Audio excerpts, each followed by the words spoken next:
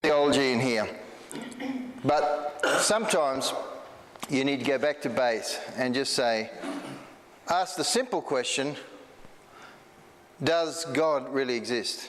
Does he really exist? That's the starting point of any walk towards anyone. You know, there's people out there that say God doesn't exist, he's irrelevant. So whenever we start, we would start from that premise is where we go. Romans 1 tells us when we look at creation, we should be able to see that God exists because he holds us accountable even just for looking at what creation is like. So we're going to have a bit of a look at that. So are you checking body out? Now, stupidity in large groups, morons tend to stand out. You know, when you're going against the flow or you're going against the obvious, this poor lad obviously had a bit of a bad day, don't you think? Let's hope that wasn't televised. Can you guys see? Is that clear enough? I'll get that out of the road and that way you got it clear. My motto in life is to keep it simple. Stupid, because so everything I do at work and all that sort of thing, I break it down to the most simplest thing I can. And you're going to do a sheet or something that's going to help your flow chart or whatever it is that gets you the simplest way there, and that becomes our QA document or whatever it is. Einstein said this, he said everything should be made as simple as possible but not simpler, okay? But not simpler, okay? It takes a politician to make something simpler than its simplest possible thing. Okay. There's a concept called irreducible complexity, okay? Scientists talk about this concept of irreducible complexity. What does it really mean? Well, let's say we have a mouse trap, okay? You can't get simpler than a mouse trap. Once you get simpler, you take one part away, it doesn't work. You take the base away here, right? Nothing's attached, it can't work. You take the spring away, it can't launch. You know what I mean? You take the little latch here that holds the lever, that can't work. You take the lever away, you're never going to catch a mouse. You get the little bait thing. It's as simple as it can be, is that right? Has anyone ever caught a mouse with a mouse trap? Yeah, mate, I caught about 8 in one day in Madang, in Mum's kitchen. How's that? We were going great guns there, right? So everyone got the concept of irreducible complexity. Can't get any simpler. We break it down. If it's any less than that, then it doesn't work at all. Okay, so that's basically what we're saying. All right.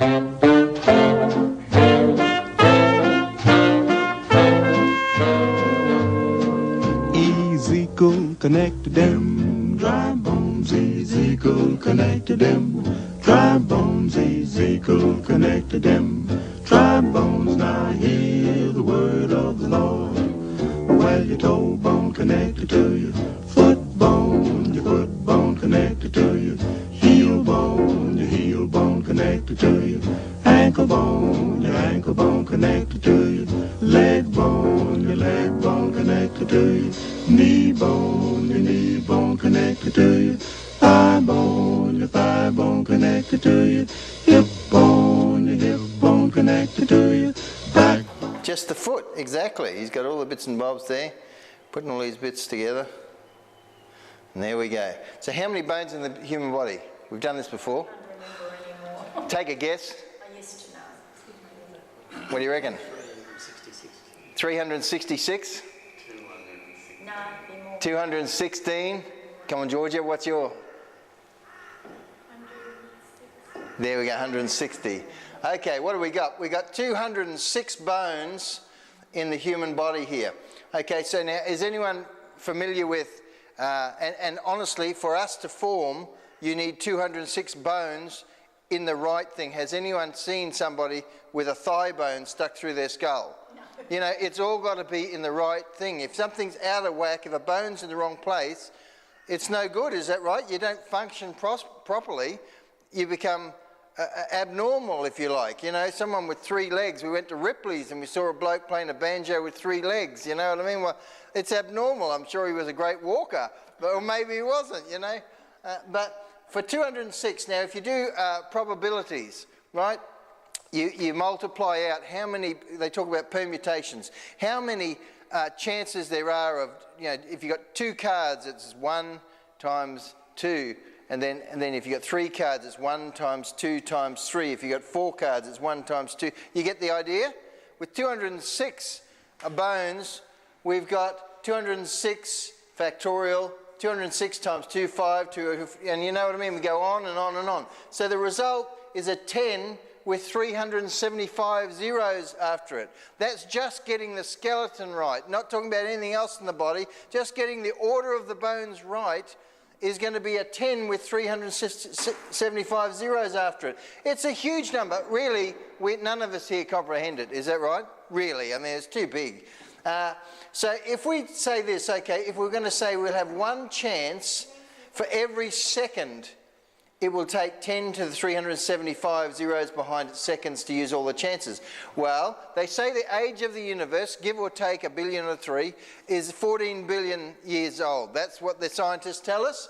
So if we said there's 3,600 seconds in an hour, 84,400 seconds per day, and 31,563,000 seconds in a year, and we did 1 combination of these bones in random choice every second, then we're going to have 14 billion years, there's 45, that's got 18 zeros behind it. But the skeleton to form in the right thing, we need 10 times 375. There's not enough time in the universe to have 1 chance every second for us to get the bones in the right order. That's just the skeleton. Okay, let's move on. Aye, aye, Captain, so we all know old. The inner workings of the human eye are complex, but at the same time, fascinating. The eye is easy to understand if you think of it as a camera. When you take a picture, the lens in the front of the camera allows light through and focuses that light on the film. When the light hits the film, a picture is taken.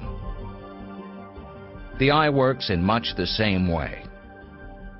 In a healthy eye, the lens is clear and allows light to pass through. Light is focused by the cornea and lens onto a thin layer of tissue called the retina. The retina works like the film in a camera. When light hits the retina, tiny cells collect the light signals and convert them into electrical signals, which are then sent through the optic nerve and to the brain, where they are processed into the images we see. So what you're seeing right now is chemical reactions going on through your eye. So, okay, so look at this. So the most complex organ is your eye, besides the human brain. Did you know that? I didn't know that. Composed of more than 2 million working parts, right? Okay, average person blinks 12 times per minute. Let's just test that theory. No one blink. No one blink. You ready? 2, 3, 4, 5, 6, 7, 8, 9. Matt's gone. 10, 11. Put your hand up if you blinked. 13, 14, 15, 16, 17, 18, 19. Can you imagine if the eye evolved without your eyelid? You couldn't do it, could you? I mean, we went 17 seconds maximum there without a blink. Anyway, so you go average 12 times per minute, that's 10,000 blinks a day. The eye of the human, forget about 50 shades of grey, we can get 500 shades of grey with your eye. You can distinguish between 500 shades of grey. Some days I can't distinguish between blue and aqua. So, okay, it's impossible. Have you tried this one? I've tried this in the car, I reckon it's true. It's impossible to sneeze with your eyes open. Have you tried that? I've tried, can't do it, especially when you're driving. The human eye will focus on 50 things per second. So you've just focused on 50 things. How's that? Okay, human retina contains 12 million rods for night vision. Okay, night vision needs more receptors, so we've got 120 million rods that are colour sensitive and work best under daylight conditions, and 8 million, sorry, for the daylight ones. Human eyes contribute towards 85% of the total knowledge, and half of the brain is involved in the seeing process. My goodness, huge. Human eye can see the light of a candle at the distance of 14 miles. Isn't that amazing? But some days you can't read the paper. That's the human eye. If we break it down to the simplest things, remember the mousetrap, irreducible complexity. What do we got? We've got a cornea, we've got the pupil here, we've got light that comes in, you've got the iris and the lens and the optic nerve and the retina. Now let's just think in the simplest of terms here. Now last night, poor old Dave went to work, he went to work with a toothache. Do you know what a toothache is? It's the bone exposing the nerve, is that right? There's a bit of the air is able to get onto that, that's what causes the pain. So let me ask you, if the eye was to evolve and you had an optic nerve just dangling out somewhere, this is what the evolutionists believe, that there was just an optic nerve or something hanging on, there's a little bit of aberration on the skin, and if you had an optic nerve, is that a leap forward or a leap backwards? Because if someone touches that nerve, you go through the roof, don't you? And if there's no eye, what's the nerve doing there for? And if you've got a retina but no optic nerve at the back, it's not seeing a thing. If you've got a lens without a retina, it's useless. The whole thing, all you can say is the mousetrap had to have been developed or evolved or whatever as a unit, is that right? Otherwise the unit doesn't work. So that's what we're saying with irreducible complexity. Sorry.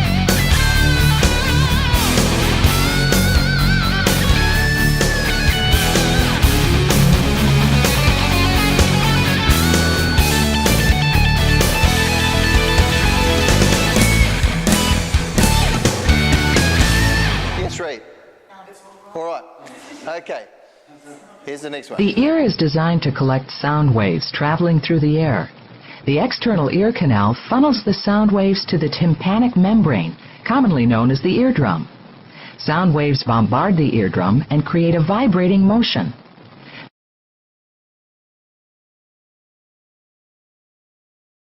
This motion is transmitted through the three ossicles, the malleus, the incus, and the stapes. Then on to the cochlea, the spiral-shaped fluid-filled organ. Movement of the fluid stimulates the nerves to send impulses to the brain, which we recognize as sound. Okay, so we've got the ear, right? It says, this is the ear's three things, the malleus, incus, and stapes, otherwise known as the hammer, anvil, and stirrup, are the smallest bones in the body. Did anyone know that? Didn't know that either. Okay, smallest bones in the body, all could fit together on a 10-cent piece. That's how small they are, sitting in your ear there. The ear continued to hear sounds even when you're asleep. I sometimes don't. I must hear them, but it obviously doesn't do anything to me because I don't hear Dave come in after he's sometimes. Sound travelling at the speed of 770 miles per hour. Ears not only help you hear, but they also aid in your balance. Blocked ears and all that sort of stuff, you're all woozy. I've only ever had that a couple of times. Okay, sitting in front of the speakers at a rock concert. My dad and mum used to have a band and I used to sleep right in front of the speaker. Okay, so it can expose you to 120 decibels, which will begin to damage your hearing in only 7.5 minutes. That may explain why I can't hear jazz sometimes. Okay, but the ear, you think of the three bones in the ear. They're crucial. You've got the membrane that the sound bounces onto that makes the three bones dance. Is that right? Well, let's just take that. Why would one bone evolve and the other two not? Because the one bone on its own is useless, but it connects to the other one, connects to the other one. So without the membrane, the drum membrane, the three, the malleus, stapes, and whatever the other one was, incus, good on you. And we're forgetting about the cochlear thing that bounces the fluid off and all this sort of stuff. Just the three together, it has to be down to the mousetrap. You have to have had the three together at the one time.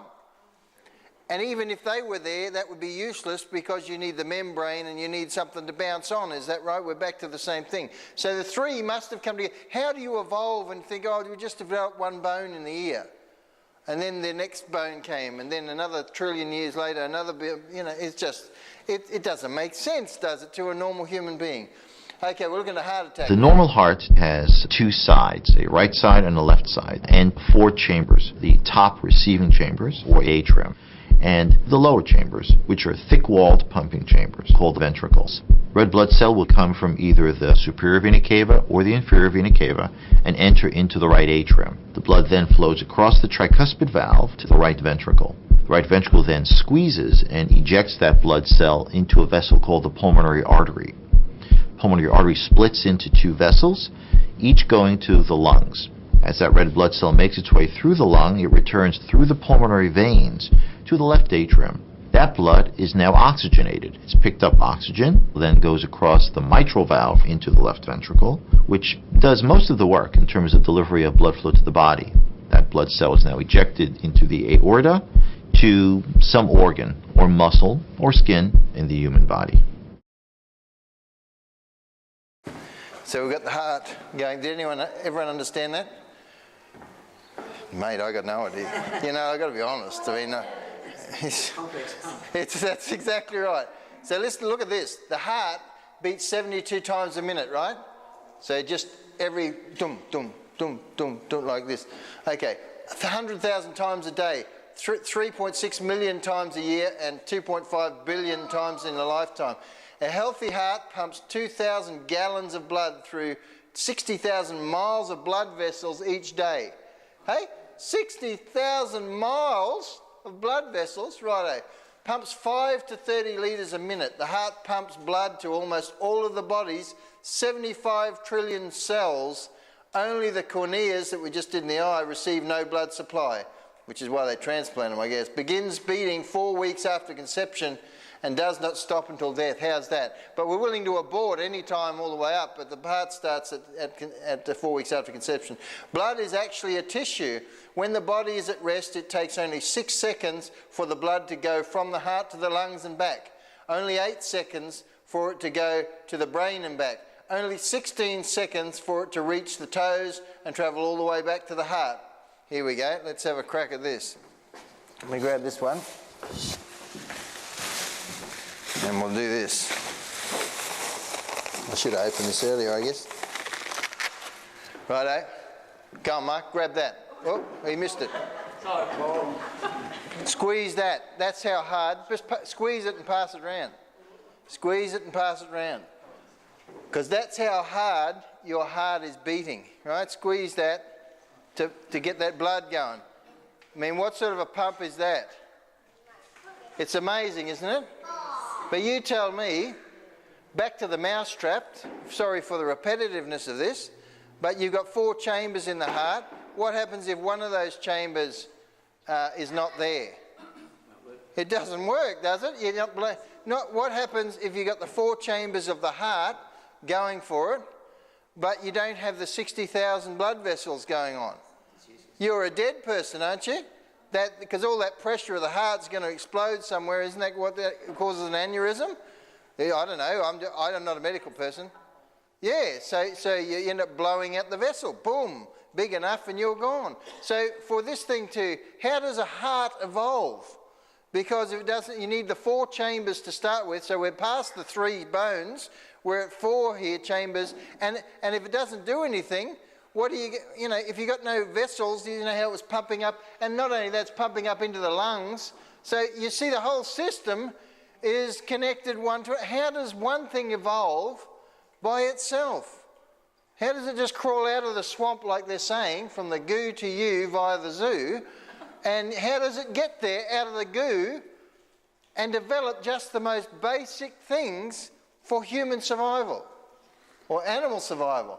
Okay, let's go a little bit deeper. So we're talking about DNA here. So one chromosome or chromosomes have between 50 million base pairs and up to 250 million base pairs. When Darwin developed his theory of evolution, he thought the cell was such a simple little just a nothing piece, you know what I mean? But the more we get into cells, we find out they're the most complex factories that even us today with all our technology can't emulate. These factories that are in cells. So there's a copy of your entire DNA sequence in every cell of your body except for red blood cells. So if you get that DNA and you unwrap it, you could reach the moon over 600 times with the information that's in there. It's not the little nothing that Darwin thought it was. It's a huge amount of information packed so tightly and wound in such an intricate way that it's only taken us since the beginning of mankind to now to even discover that it even existed. Okay, with Sir Francis Crick just recently. Okay, so if all 3 billion letters in the human genome, 3 billion, can you imagine reading a document? Someone said, Matt, I'll give you an assignment. We want 3 billion letters. Hey? My goodness, you'd change subjects, wouldn't you? But in there you got 3 billion letters of the human genome were stacked 1 million millimetre apart. They reach a high of 7,000 times the Empire State Building. So I don't know how big the Empire State Building is, but think of Centre Point Tower in Sydney, 700 times that if you stack the information just 1 millimetre apart. Huge amounts of information is what we're talking about. It would take a person typing 60 words a minute, that's probably faster than I can do, at 8 hours a day, around 50 years to type the human genome. Now that's talking an intelligent person typing that information for one person. Now each one of us has our own unique information, is that right? So God's very busy, don't you think, on the typewriter.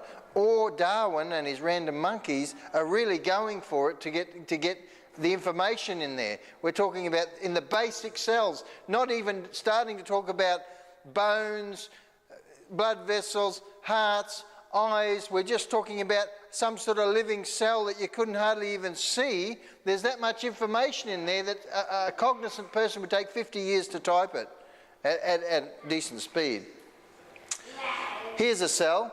Now, each of these cells has this incredible motor inside it. It's truly an outboard propeller is what it is. That's what they describe it as. It's got all the moving parts of a propeller as you look at that, and that's the way the cells will move around. The bits in the cells will move around, is they do that so that it can move around inside the cell.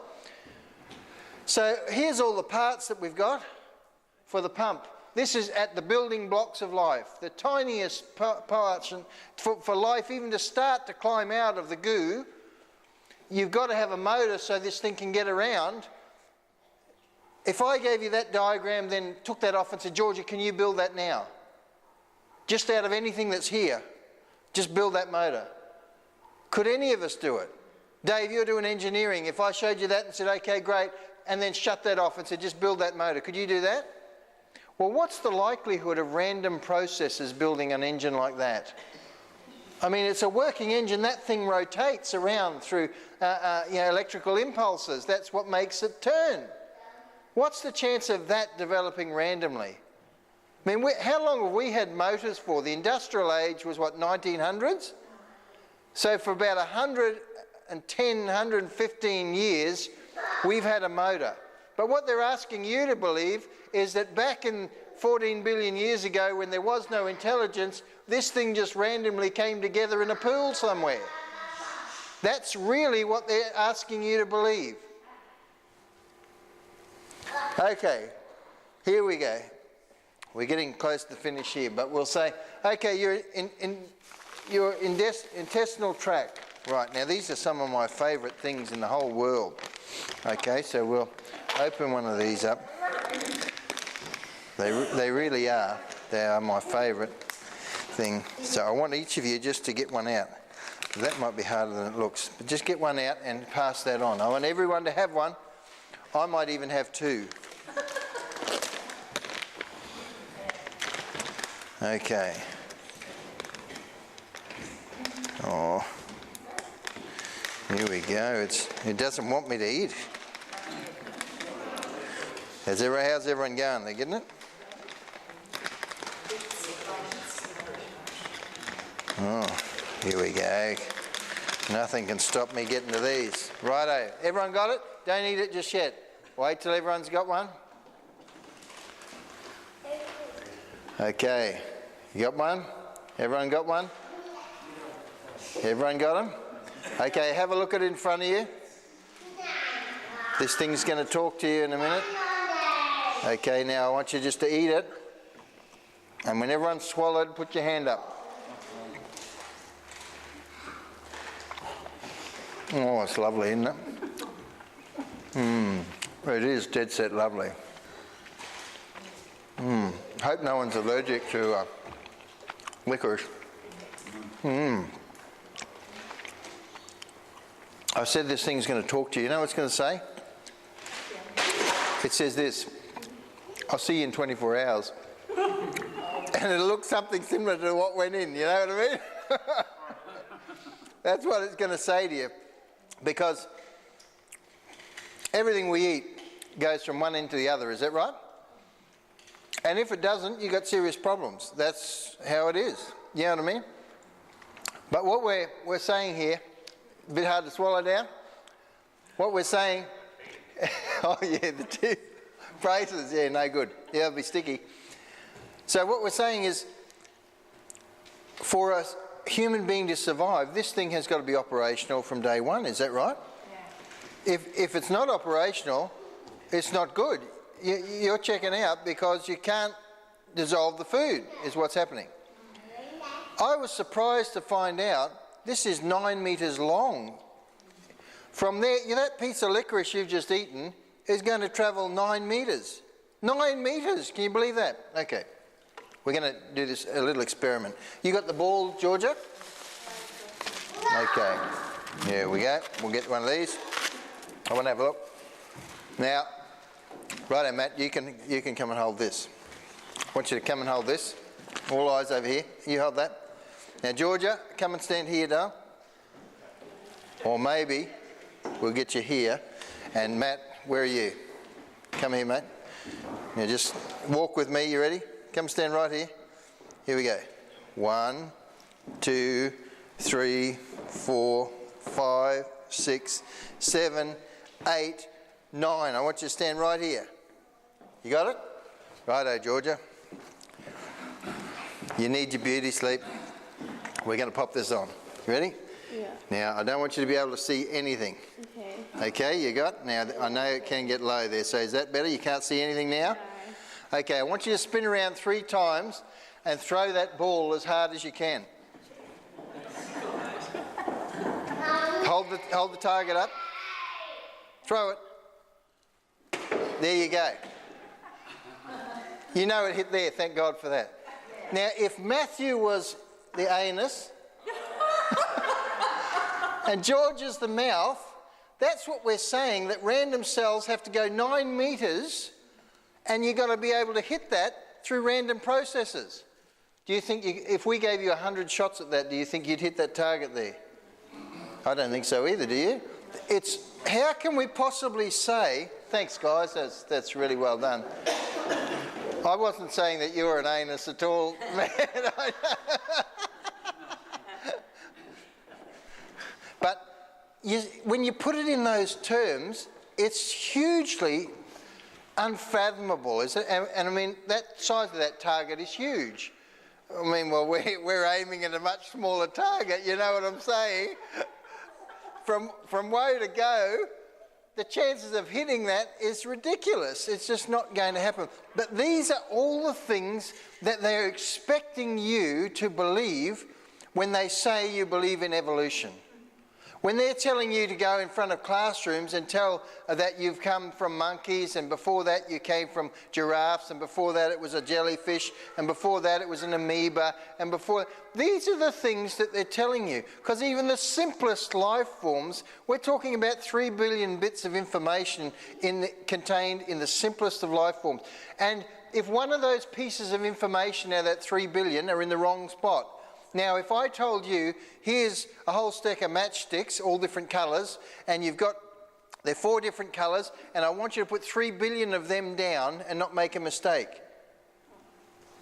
I mean, here's the instructions, don't make a mistake. You are going to make a mistake, the chances. But for human life form, for any life form, that information is in there, and it's in the correct sequence. If it's not in the correct sequence, you have an abnormality and you don't have a fully functioning cell, or, I mean, that's what cancer is, isn't it? It's the breaking down of the information in the cell. But they're expecting you to go the other way, to have a cell that's got very little and chaotic information to come into something that's hugely complex and correct, and then correct every time after that. And then we have the body with all the heart and the eyes and the respiratory system and the digestive system. And we could go into those, you know, in the digestive system, you've got the upper gut, you've got the mid-gut, you've got the foregut. There's also, it's hugely complex. It's not like it's just a big tunnel piece of plumbing. Everything that we've spoken about is hugely, hugely complex, but if we break it down just to the simplest, it is still, you'd have to say, ridiculous. Is that right? To believe that it just formed. Not only that, you say, okay, what if it did just form? Let's say a lightning bolt hit the goo, and there was a jellyfish. Boom! Bang! A jellyfish. Well, unless there's another jellyfish, it doesn't live. Is that right? So you need boom, boom, two the same. What's the chances of that happening? Boom, boom. They sound like Basil Brush, don't they? Ask yourself that question and that question alone. What are the chances? You say, I don't believe in God. I'm struggling to believe in the existence of God. I look at the world around me and I don't know. I look at my own life. I look at my own circumstances. I say, God, are you there? But I come back time and time again to these things because they tell you without the shadow of a doubt He's there. You may not understand all the things that come from there. We're not talking, it doesn't tell us, this stuff doesn't tell us who God is. Doesn't tell him that it's the God of the Bible. But anyone with a brain would look at this and say, there has to be a God. Creator. Has to be a creator. What does the Bible say? Well, the Bible says, professing themselves to be wise, they became fools. That's not an indictment on the scientific community. They are the brightest people, and they truly are. If you were to talk to them about their designation, if they're an eye specialist, if they're a brain specialist, they are highly intelligent people. Much more than we could be. You know, some of us don't have the capacity to be like that. But talk about spiritual things, and they are as dumb as. They are professing themselves to be wise, but the very thing that they specialise in, they are stupid in, because they deny that God created that thing. I remember I went to my doctor and we were talking about one of these things. I said, it makes you wonder how people can believe that this evolved from nothing. And he looked at me and said, yeah, but it did, eh? I mean, he's highly intelligent. I'm going him to get myself sorted out, and he's telling me that this all came from random processes. I mean, he understands more than I do. If it's that basic, why do we need all the pills to try and break us to balance up again, and all, you know, all the levels have got to be just so, and then if they're not, and if it's out of balance, if your body's not producing enough bile, or it's not producing enough saliva, or your eyes are not watered enough, or, you know what I'm saying, anything's out of whack, you're gone. It's crazy. And what they've done is change the glory of an incorruptible God. They've reflected the glory that any person should look upon any creation and say that belongs to God. They changed that into the image made like a corruptible man, and to birds and four-footed beasts and creeping things. They ascribe it to nature itself, the processes of nature. Therefore God also gave them up to uncleanness through lusts of their own hearts, to dishonour their own bodies between themselves. God, this is unique in Scripture, it links here the denial of a creator with sexual immorality. Not just homosexuality, we're talking about fornication, we're talking about adultery. It doesn't necessarily, it says dishonour their own bodies between themselves, is what we're saying. And the question you would ask yourself is, since we've booted God out of our courtrooms, since we've booted God out of politics, since we've booted God out of our schoolrooms, are we a more promiscuous generation? And anybody in their right mind would have to say, of course we are. Look at the length of marriages that are surviving these days. Okay, they exchanged the truth of God into a lie and worship and serve the creature more than the Creator, who is blessed forever, amen. Understand this, they don't stop worshipping. They continue to worship, they just do not worship God. And you'll find time and time again, like fields like cosmology, people say, well, it's not a real science. It's just, hey, we can't possibly know what's out there, you know, with the technology that we have. It's more of a belief system is what we've got going. And then you have like the fossil record, and they say, well, we can't possibly look at the dating methods because we don't know how much was in there at the first. But it's a belief system is what they adopt. They discard God and a logical explanation that may follow from that, and they adopt another belief that they have. That's what goes on. So today is more about challenging you to think about, does God really exist? Because if he does, I tell you, they've got a thing called panspermia, which scientists believe, many scientists believe now. They look at the evidence now and they say it can't possibly be evolution. We know that there's a problem. So what we do is we ascribe that all that has been created, all the information that we see, to an alien species. They came and they zapped the pond and put the information in there, and that's how it happened. That's the problem, isn't it? But an alien is a great solution, because I tell you why. The alien doesn't have any moral concepts. It doesn't have anything that challenges you and I ethically.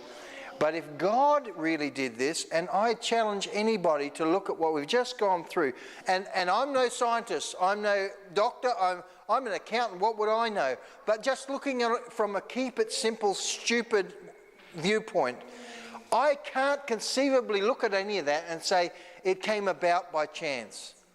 All of that is irreducible complexity. The mousetrap had to be there, the eye had to have been formed itself, bang. And if the eye was there, the optic nerve had to be connected to the brain. And if the brain was there, same with the heart. It's electrical impulses from the brain. That's why we've got pacemakers. When the stops, you know, you can go on, everything's connected to everything. It must all have been there in the one hit. It's logical.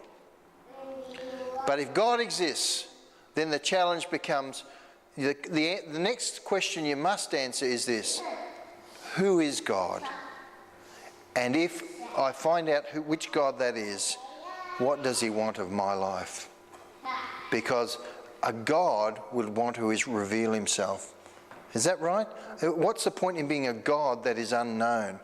A God wants to reveal himself to his creation that they may worship him. Is that right? So if we were going to look for that, what would be the most logical way a God would reveal himself? Absolutely, creation is one. Another one you might look at is through a written word, a text of some description, because that has endured for generation after generation. I mean, you've got Chinese texts going back 4,000 BC and stuff like that, so they say. So text has been around a long, long time, so it would be no coincidence that we would expect to find whoever that God is to have revealed himself in some manuscript somewhere. Not just interfering in man's way, but revealing himself in a written way that he could communicate to. These are questions I would invite you to explore. If you're not a Christian, if I put you on the spot and said, Leisha, are you a Christian this morning? If I was to put you on the spot and your answer was, if you're a Christian, you know you're a Christian. If you're in any doubt whatsoever, start thinking on these things. Start asking God, from what I've seen, I believe that you're real. If you are real, I want you to reveal yourself to me. I want you to speak to me. Because once you do that, I tell you what, God doesn't take those words lightly. He will speak to you. He will speak to you. And so if you're in any doubt, I'd invite you to do that. Okay. Who knew? Well, I'll be a monkey's uncle. Hey, that's what they tell us.